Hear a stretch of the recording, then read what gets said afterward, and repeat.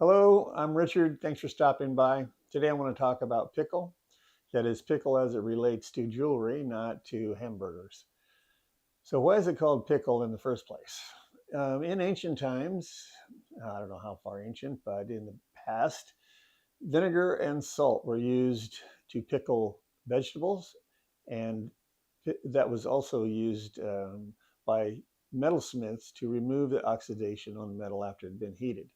So the vinegar and salt solution works quite well. I was in Mexico and had no other recourse but to use um, vinegar and salt as a pickling solution, and it really worked quite well. When heated, it worked extremely well.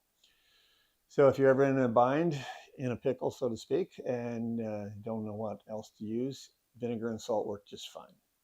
Some people like to use citric acid for a pickle, thinking that it's environmentally friendly. And it is in its own state, but not once it's been used to leach out copper out of metal that's been heated. So it's the copper oxides that, and the copper particles that go into the solution after it's been used. That's the hazardous part. So it's no more green than anything else once the pickle solution has been used with oxidizing metal. Most commonly, people use a commercial product called Sparex or Sparex, depending on how you pronounce it, which is a sodium bisulfate compound commercially available. I use spa chemicals or pool chemicals, which are used to reduce the pH in the acid of swimming pools.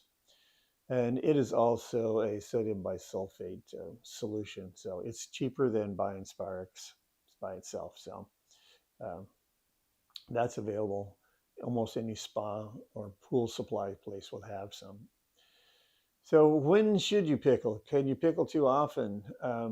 In Alan Revere's book, this one right here, Professional Jewelry Making, he says you should refrain from pickling until all of your soldering is done. Sometimes that's not practical, but the point is that you don't have to pickle all the time.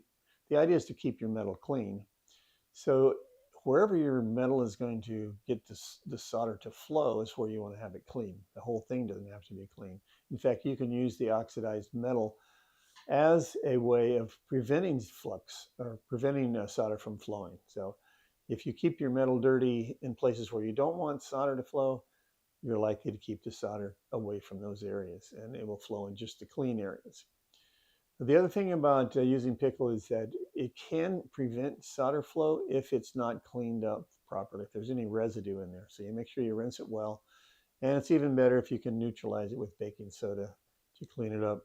And that way it won't interfere with the flow of solder.